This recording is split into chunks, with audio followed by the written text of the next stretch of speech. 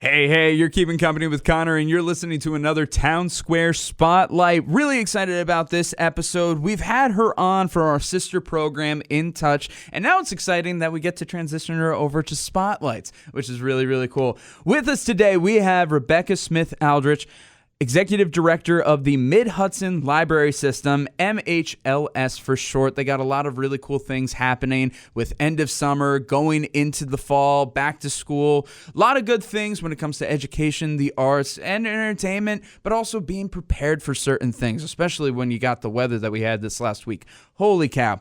So, without further ado, Rebekkah, how are you? I'm great, Connor. Thanks so much for having me on. Absolutely. So I'm really happy to have you on. It's been a while since we had you on In Touch, but for those who didn't get to hear that episode or just need a refresher on what exactly the Mid-Hudson Library System is and what a library system is in general, do you mind giving us a brief overview, please? Yeah, happy to. It's a pretty unique organization. There's only 23 in New York State, but we're a cooperative. So we work with 66 libraries across 5 counties, Columbia, Greene, Dutchess, Ulster, and Putnam, to find cost efficiencies and to break down barriers for service to the general members of the public. We have over 600,000 folks living in this region. More than half of them have library cards. There's lots of efficiencies we can find by working together. So while all those libraries across the Hudson Valley are independent, they come together to find solutions by working together. So we're able to keep costs down for local taxpayers. So for example, we do physical delivery. So all the libraries across the region share all their stuff with all the residents of the Hudson Valley, and then we deliver it from building to building. It saves taxpayers about $4.5 million a year. That's just one example of about 17 service points we have to help libraries, regardless of how small or how much money they have, be able to provide modern library services to the people of the Hudson Valley. So we've been around for 65 years. It's our 65th anniversary, which we're really proud of. And we love working with our member libraries because they're really homegrown. They're really about what their local community needs. And so finding those trends across the valley where we can come in and help out and make things easier for staff or to reduce the costs on something, it's a really good use of the state tax money that we get to run the organization. That's really important. And also, congratulations on the 65th anniversary. That's neat. I didn't realize that. That's so cool to be able to have. And it just goes to show you the legacy that you guys have been able to build in this area.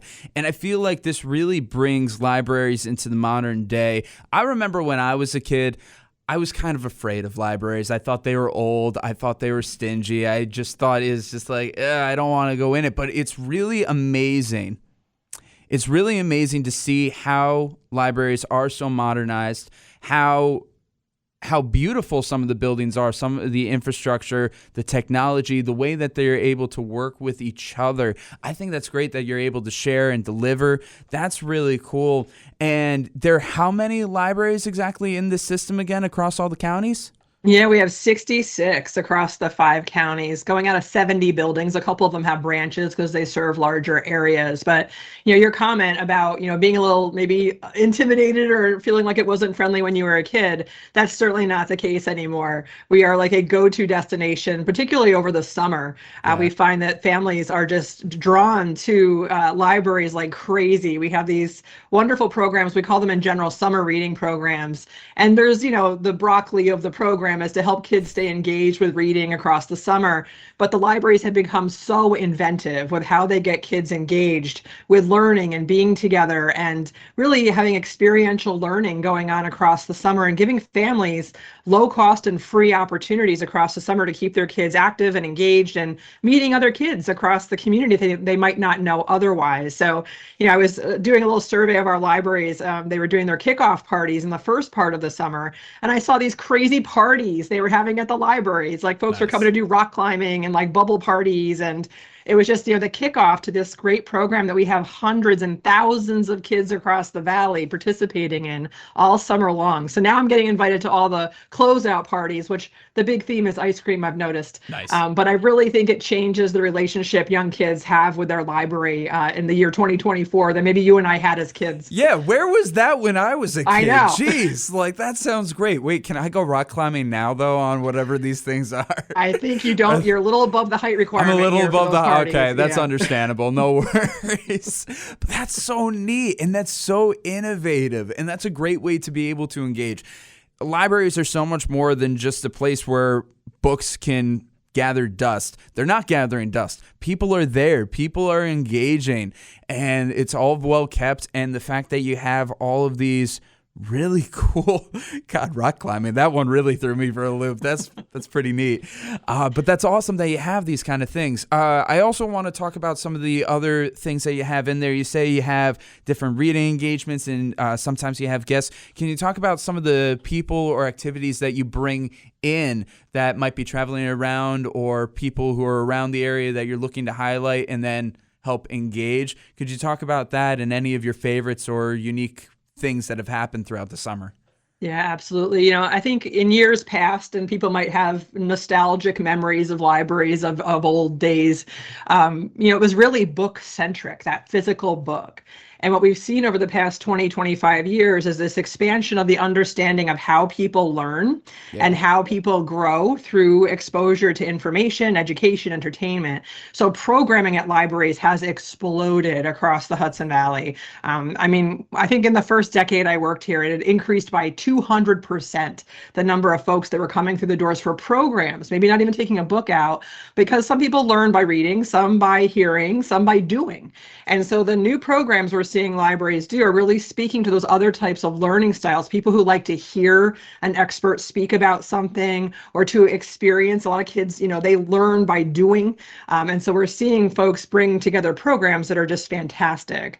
So a couple that I'm really in love with, we have a library up in Columbia County, the Claverack Library. They do an engineering program for kids. So they're learning how to build things and understanding how physics work, and they're just having fun doing it. They barely know they're learning while they're alongside a local engineer who's teaching them this stuff. The Rhinecliff Library here in Dutchess County, they have this phenomenal maker space. So kids are coming in and learning how to sew, how to repair things, how to do upcycled crafts and reuse things in their community.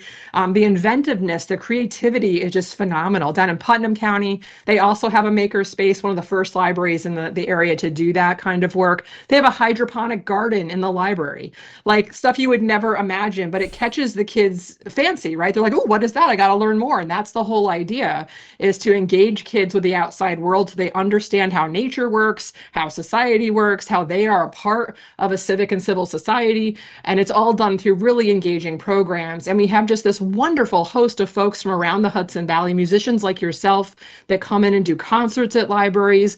We've got experts in local history coming in. The Putnam County Library Association is doing this fabulous series on local history. Like, I just need to clone myself so I can go to all these programs because they're so interesting. There was just a program up in Ulster County about the Ashokan Reservoir and how that came to be.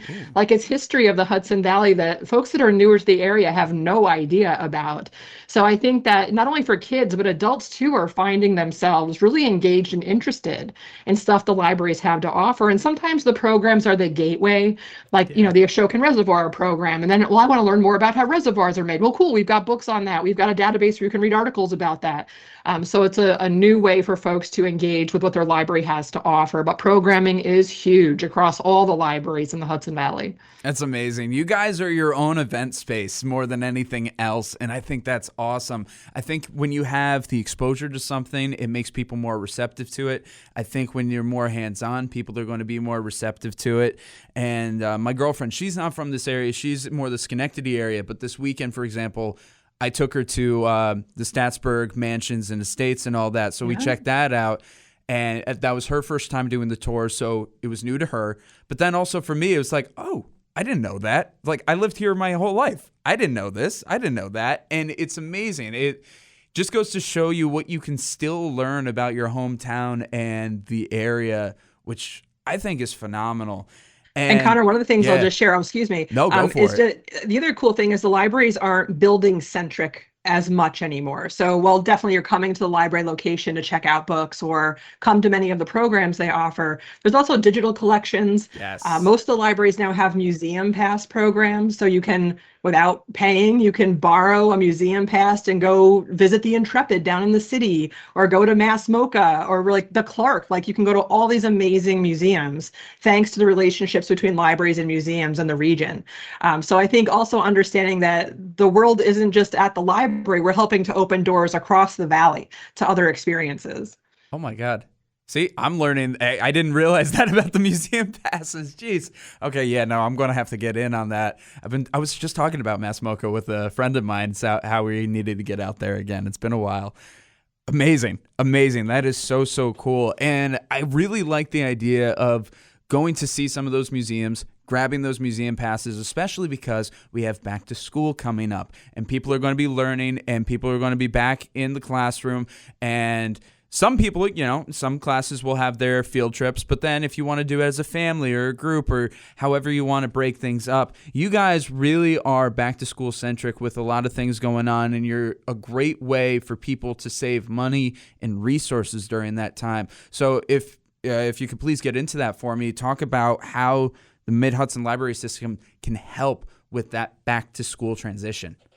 Well, thanks so much for asking that, Connor, because I think really, we always say the library card is one of the smartest school supplies you can get. Yeah. Because not only is it opening the door to, the reading materials and research that your kid might be doing, depending on how old they are, but it's also addressing a pretty big issue here in the Hudson Valley that folks are a little blind to, in my opinion. Over 118,000 kids in the Hudson Valley do not have broadband access to the internet at home. Yeah. And when you think about the school experience today, most of the classroom access to the homework, the parents' interaction with teachers is being done through online portals. The ability for kids to access the databases their library has or do research online. For those 118,000 kids, the library is their number one point of free internet access to do their homework. So we're just talking about the basics of thriving in a school setting these days.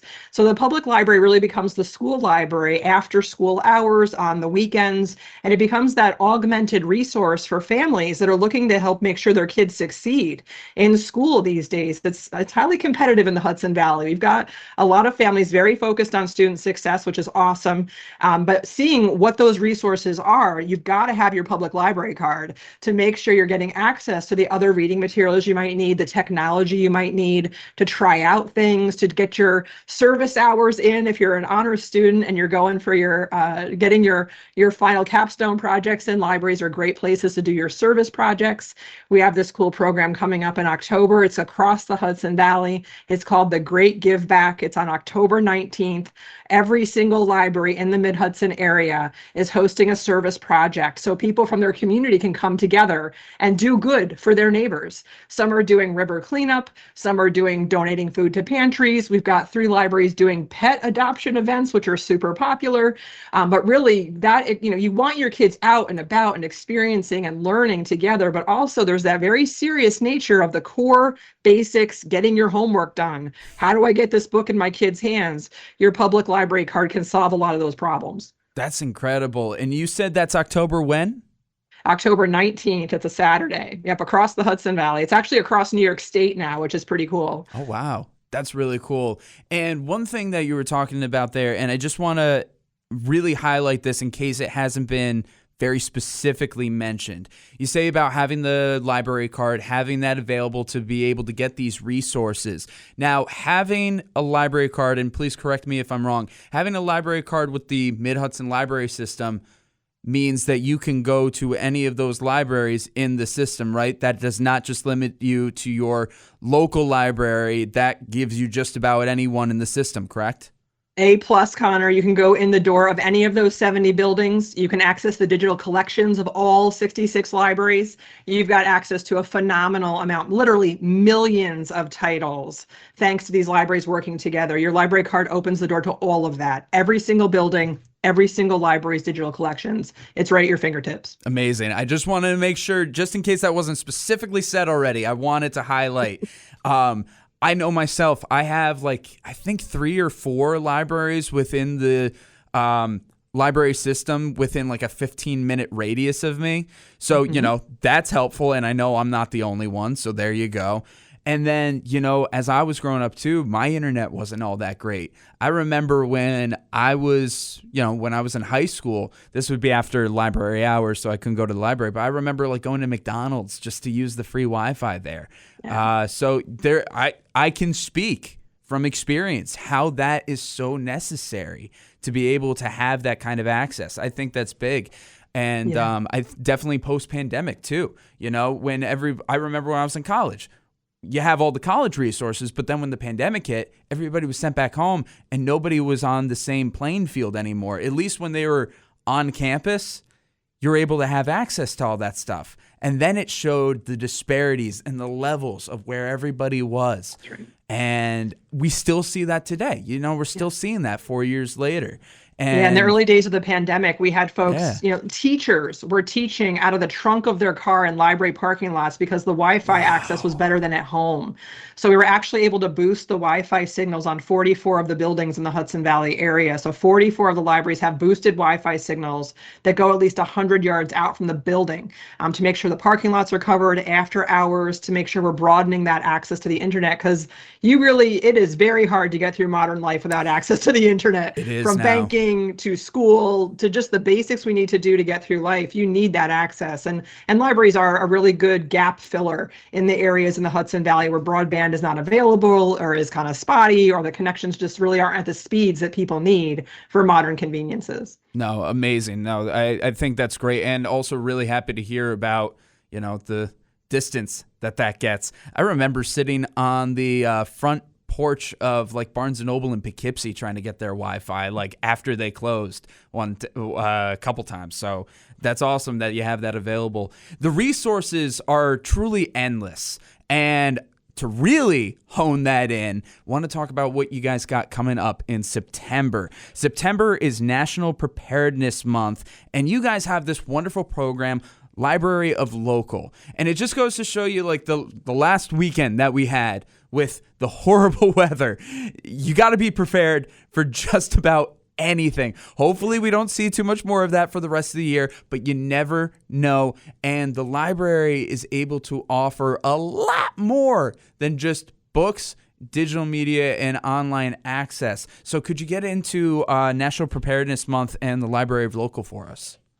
Yeah, I mean, one of the huge trends we've identified across the Hudson Valley is the concern residents have about climate change and how it's impacting the rainfall in the Hudson Valley, heat waves in the Hudson Valley, and some concerns we have about rising sea levels, what that's going to do to the salinity of the Hudson River even. So both short and acute, as well as long-term problems that we can see happening with the weather across the Hudson Valley. So we had a really wonderful partnership with the Partners for Climate Action Hudson Valley. They helped us get a program off the ground called the Library of Local across 17 of our libraries. And you can go to libraryoflocal.org to learn all about this.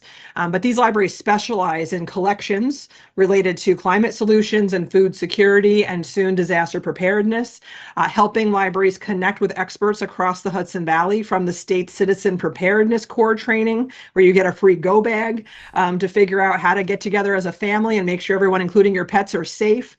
So we really see the libraries as a catalyst for community resilience, understanding how to leverage collections developed in a certain way. These collections also include seed libraries. They're lending gardening tools, so really empowering people to learn together of how to be more resilient together locally and not expect someone to come from on high and save us in these moments, but really develop that resiliency locally, and understanding that at the end of the day, if we can strengthen the social fabric of community so we have more respect and empathy and understanding for each other, we're going to be just fine, because we can work together and figure out the solutions to the most common problems our towns are facing. So the Library of Local is a conceptual model we've been piloting now for 3 years, and it's wildly popular.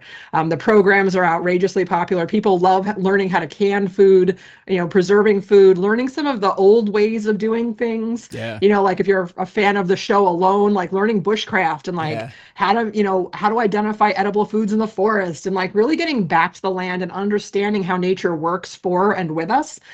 So I think this is a real growth area for our libraries in the Hudson Valley, and it's just drawing new and really interesting partners to our world every single day. We have more than 50 new partnerships thanks to this program, from the Cornell Cooperative Extensions in each county to local folks that are, expert beekeepers, master preservers, like just the folks in our communities that are really good at this stuff are connecting with their local libraries and teaching their neighbors what they know. And that's really a beautiful thing. That is a beautiful thing. This may be a hot take. I might get some heat for this, but I feel like there's a lot of people in, the culture, not just like Hudson Valley, not just New York, but there's a big victim complex issue that a lot of people have where it's woe is me, and they're waiting for somebody to come in and swoop it and fix it instead of taking things into their own hands. And what it sounds like is that MHLS really gives people the accountability and the ability to really give themselves the confidence, the strength, the resources, and the abilities to learn and grow as themselves so they can be their own heroes, and that they can be their own way of getting themselves out of some really tough spaces, whatever that might be, whether it's current or help in a preventative way. And I think that's incredible. Knowledge is power. Wisdom is power. Having all those experiences is power. And it's just an endless opportunity. It's a well of opportunity. That's what this just seems to be. Rebekkah, this is awesome. You're awesome. This entire program is awesome. And I feel more people need to be involved as it is. You said you have great numbers already, but let's get everybody. So how can people in the Hudson Valley learn more about MHLS and find out their local branches? Yeah, our first recommendation is go check out your local library's website. Connect with your local library, and it's seriously going to open up the doors to everything we just talked about here today. And Connor, I couldn't have said it better how you just described what libraries can be for people. We call them empowerment engines. Everyone's got different aspirations in this world, whether as an individual, a family member, or a neighbor in a larger community. And the library can be what you need it to be to figure out your next steps on your own path. So starting at your local library is the exact right spot to go. That's where you can get your local library card that's going to help you get access to all the stuff we talked about here today. Terrific. And of course, for MHLS as a whole, there is a website for that where people can find that directory as well, correct? Yeah, so if you go to midhudson.org, you'll see a list of our member libraries as well as some of the resources we offer for the public, including our brand new shared library catalog, which is for us geeky library people, a really big deal. And we now have a modern library catalog, so you can search across all those buildings, both the physical and digital collections, as well as access cool online resources like ebooks, downloadable audiobooks, e-magazines, language learning database, all sorts of cool stuff. So yeah, midhudson.org, if you're not quite sure which is your library, you can figure it out from there. Amazing. Now, we're just in the last couple of minutes of this. We got to wrap up, unfortunately. But Rebekkah, thank you so much for being here on this Town Square Spotlight. I'm so glad that we could put a spotlight on all this. As we wrap up, do you have any last little nugget for those listening here in the Hudson Valley? Well, Connor, first of all, I want to say thank you for making space and time for the library community on this show. It's such a valuable resource to all of us. So thank you. First of all, that's the first thing I want to say. And really, I think the same thing I said at the last time you and I chatted is just encourage people to go check out your library. I think it might surprise you if you haven't been there in a while. It's a pretty cool place. Honestly, this episode alone has brought more surprises than I was expecting out of this. I thought I was pretty well informed. I was not, but that's why we have this program, to learn and grow, just like with you guys and everything that you got going on. And again, check out the Mid-Hudson Library System. Check out your local branches. Find that all out. You can get that online. We'll have all the links and information in the description of this episode. Rebekkah, thank you so much for being here on this Town Square Spotlight. Awesome. Thank you, Connor. I appreciate you. Of course. And